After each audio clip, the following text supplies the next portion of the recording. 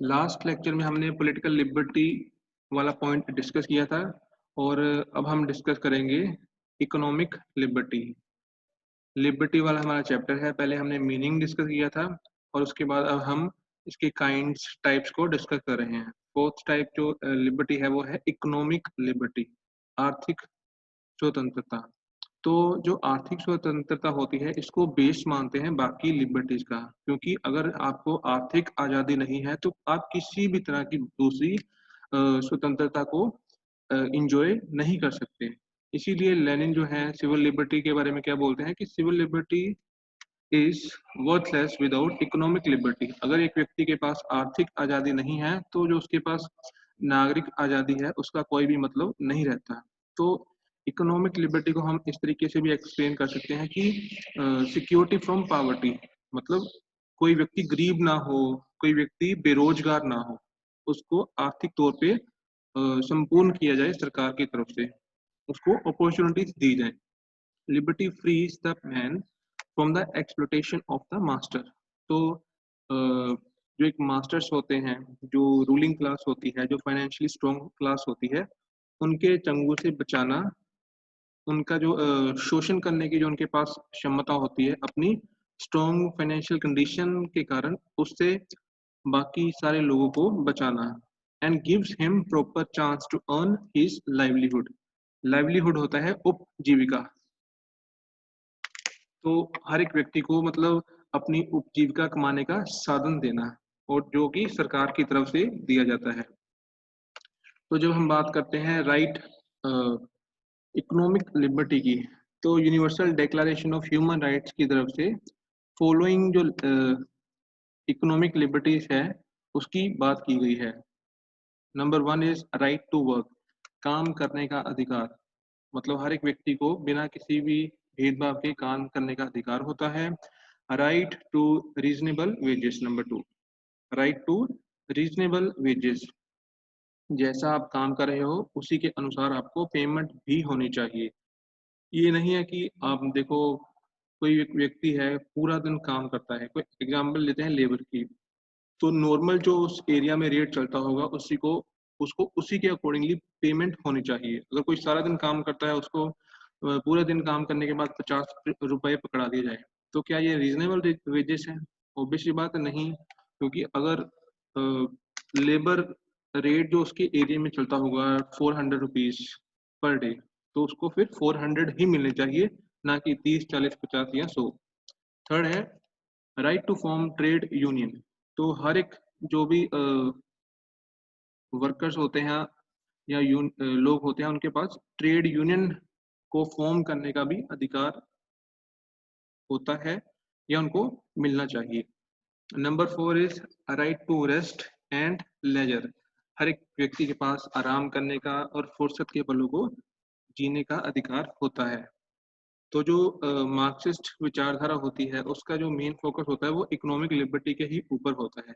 और अगर एक इकोनॉमिक लिबर्टी मिलेगी तो आप बाकी लिबर्टी को भी अच्छे से एंजॉय कर सकते हो। नंबर 5 इज नेशनल लिबर्टी, राष्ट्रीय स्वतंत्रता।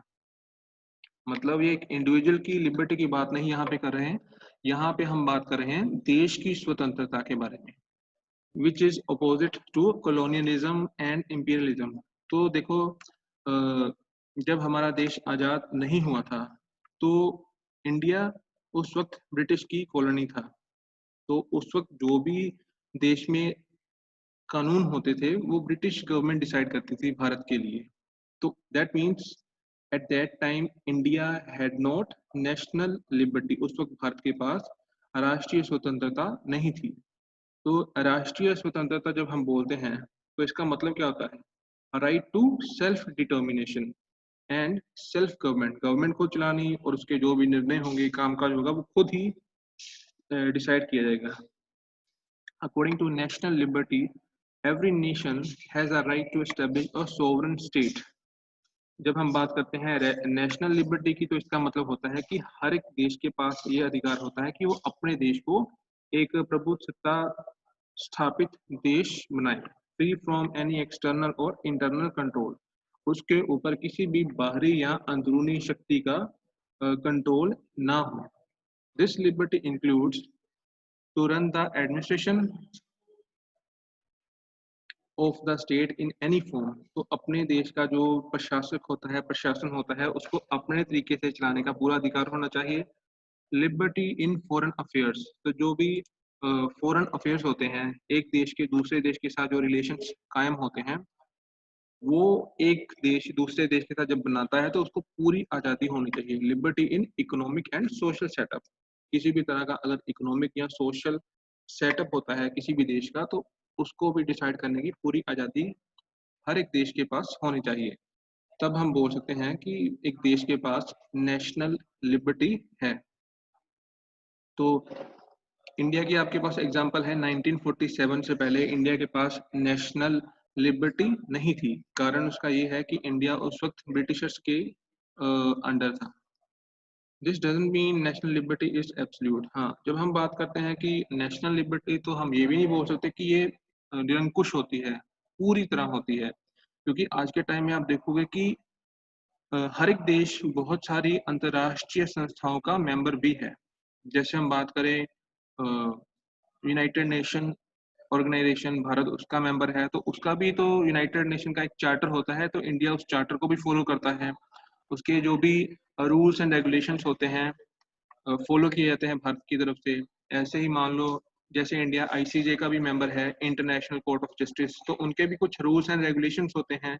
जब इंडिया उसका मेंबर बना था, तब इंडिया ने उनके भी जो रूल्स थे उसको एक्सेप्ट किया था। तो इस तरीके से हम बोल सकते हैं कि ये जो नेशनल लिबर्टी है, इसको एब्सोल्यूट या पूरी तरह नहीं बोला जा सकता। नेक्स्ट पॉइंट है रिलीजियस लिबर्टी, धार्मिक स्वतंत्रता। तो धार्मिक स्वतंत्रता का किसी भी एक व्यक्ति के ऊपर निश्चित तौर पर प्रभाव देखा जा सकता है। कोई भी व्यक्ति ये पसंद नहीं करेगा कि उसकी निजी जिंदगी में सरकार की तरफ से किसी भी तरह का इंटरफेयर हो जब बात आती है धर्म की। तो this is why many states give the religious liberty to the citizens। तो हमें देखने को मिलता है कि अलग अलग देशों में जो रिलीजियस लिबर्टी है वो सरकार की तरफ से अपने देश के लोगों को प्रोवाइड करवाई जाती है। When it comes to democracy, तो डेमोक्रेसी में आपको देखने को मिलता है कि सेकुलरिज्म का कॉन्सेप्ट फॉलो किया जाता है। सेकुलरिज्म मीन्स इन हिंदी धर्मनिरपेक्ष। State will not interfere in your religious matter, it is up to you how to practice your gods. ये आप डिसाइड करोगे कि आप अपने भगवान की पूजा पाठ कैसे करोगे। State will have nothing to do in it, तो सरकार का इसमें कोई भी लेना देना नहीं होगा। State will always be neutral in this context. तो इसमें सरकार का जो स्टैंड हो बिल्कुल ही न्यूट्रल होगा। But when it comes to dictatorial states, तो जहां पर आपको तानाशाही देखने को मिलेगी, there will be no religious liberty over there, तो वहां पर आपको धार्मिक स्वतंत्रता नहीं मिलेगी। Apart from this, state can not impose any particular religion. साथ ही साथ कोई भी देश अपने देश के नागरिकों के ऊपर कोई धर्म थोप नहीं सकता। इम्पोज का मतलब होता है थोपना या लागू करना। ये लिखा है IMPOSE। इम्पोज मतलब होता है थोपना या लगाना। तो कोई भी देश अपने देश के नागरिकों के ऊपर कोई भी पर्टिकुलर रिलीजन थोप नहीं सकता कि आपको यही प्रैक्टिस करना पड़ेगा। बट कुछ देश हमें आज के टाइम में ऐसे देखने को मिलते हैं, those who have declared there national religion. तो कुछ देशों ने अभी अपना धर्म डिक्लेयर किया हुआ है। एक तरफ तो हमें देखने को मिलते हैं सेकुलर कंट्रीज, मगर कुछ देश ऐसे भी हैं जो अपने आप को बोलते हैं कि वी आर इस्लामिक कंट्रीज। तो वो अपने आप को इंडिपेंडेंटली बोलते हैं कि हम इस्लामिक देश हैं। तो वो अपने आप को न्यूट्रल फिर हम बोलेंगे धर्म के मामले में नहीं समझते। हालांकि वहाँ पे बाकी धर्मों के लोगों को भी अपना धर्म प्रैक्टिस करने की इजाजत होती है, मगर कुछ हद तक, पूरी तरह से आज़ादी नहीं होती। This is reality and we will have to accept it. So तो जब हम बात करते हैं प्रेजेंट टाइम में धर्म को कैसे किस कॉन्टेक्स्ट में लिया जाता है, in present time religion is a personal matter for everyone.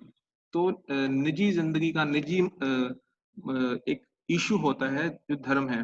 When it comes to communist state, तो अगर हम बात करें वामपंथी देशों की, they will provide you right to religious right to freedom of religion, तो आप वहाँ पे अपने धर्म को अपना सकते हो, but they do not provide you to propagate your own religion, पर वहाँ पर आप अपने धर्म का प्रचार नहीं कर सकते। प्रोपागेट का मतलब होता है प्रचार करना, promote. You have no right to promote your religion. मगर जैसे हमारा देश है इंडिया, तो it is a secular nation, तो यहाँ पर जो भी माइनॉरिटी है except Hindu community, they all have right to propagate their religion, वो अपने धर्म का प्रचार कर सकते हैं। It is mentioned under article 25 to 28। Next है पॉइंट नंबर 7, मोरल लिबर्टी, नैतिक स्वतंत्रता। तो नैतिक स्वतंत्रता के फेवर में T H. Green, Rousseau, Kant, Hegel, Bosanquet खड़े होते हैं।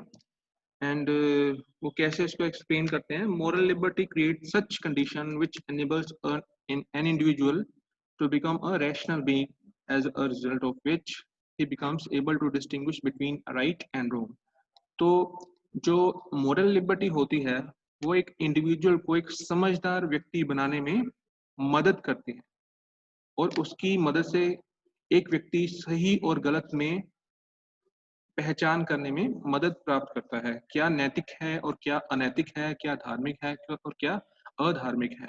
इन सभी चीजों के बारे में एक व्यक्ति को अच्छे से पता चलता है जब उसको मोरल लिबर्टी दी जाती है। इनफैक्ट ये भी बोला जाता है कि जो एक मोरल लिबर्टी होती है, it is concerned with the inner consciousness of the individual. आपकी जो अंदर की जो अवेयरनेस होती है उससे जुड़ी हुई होती है आपकी moral liberty. So it is up to the state to provide such condition to the individual in which he can enjoy, celebrate, exercise his moral liberty। तो ये सरकार के ऊपर निर्भर करता है कि उसको ऐसा एटमॉस्फेयर प्रोवाइड करवाए जहां पर वो अपनी नैतिक स्वतंत्रता को अच्छे से एक्सरसाइज कर सके, अच्छे से सेलिब्रेट कर सके, अच्छे से जी सके। नेक्स्ट पॉइंट है इंडिविजुअल लिबर्टी, व्यक्तिगत स्वतंत्रता। अब यहाँ पे हम बात कर रहे हैं एक व्यक्ति की स्वतंत्रता की।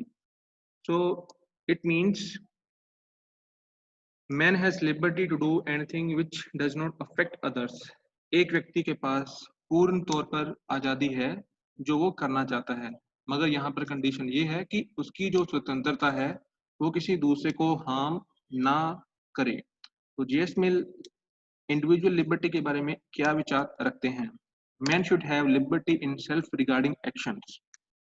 तो जेएस मिल है जो एक इंडिविजुअल के एक्शंस होते हैं उनको दो पार्ट्स में डिवाइड करते हैं, self regarding action and other regarding action. For example, अगर कोई व्यक्ति स्मोकिंग करता है और वो स्मोकिंग अपने घर में बैठ के कर रहा है, तो पब्लिक प्लेस पे वो नहीं कर रहा है, दैट मीन्स वो अपने आप को ही उसका नुकसान पहुंचा सकता है, बाकी लोगों को नुकसान नहीं पहुंचाएगा।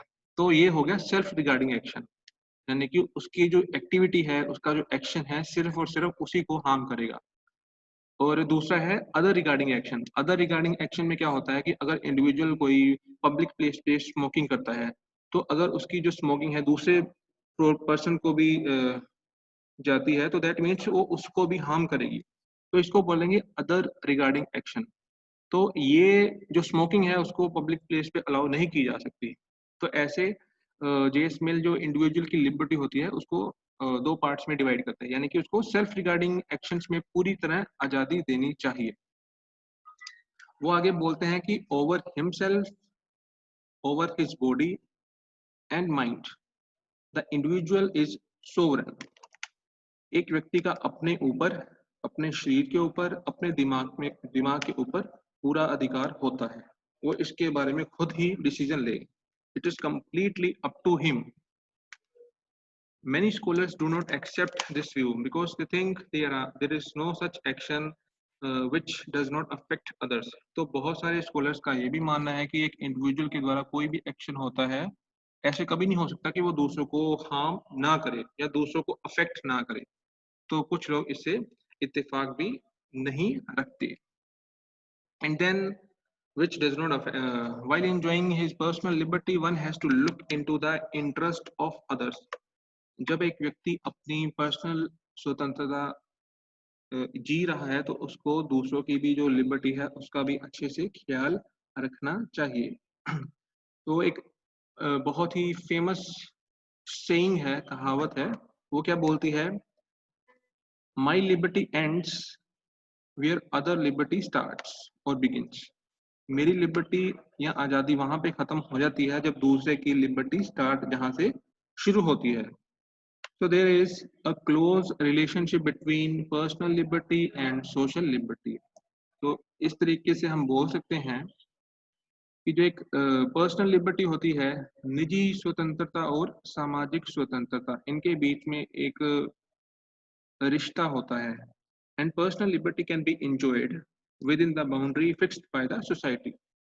और जो आपकी निजी स्वतंत्रता होती है, आप वहीं तक इसको जी सकते हो, एंजॉय कर सकते हो, एक्सरसाइज कर सकते हो, जहां तक आपकी सरकार ने आपको इसको एक्सरसाइज करने की पावर दी है। After reading the various kinds of liberty, we can say that every kind has its own importance, and in the absence of anyone, an individual cannot enjoy his freedom properly.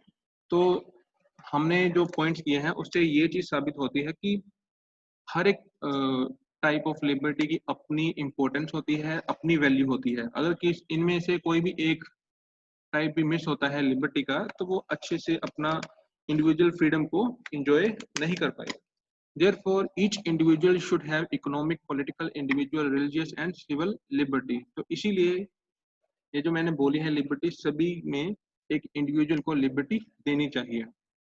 देश के लिए national liberty जरूरी होती है, क्योंकि देश अपने internal, external या बाकी मसले भी जो होंगे उस पर खुद ही डिसीजन करे, इतनी उसके पास लिबर्टी होनी चाहिए। इन केस अगर वो इसमें वो लैक करता है, देन हम बोलेंगे कि उसके पास नेशनल लिबर्टी नहीं है। तो प्रेजेंट टाइम में तो इंडिया फ्री है।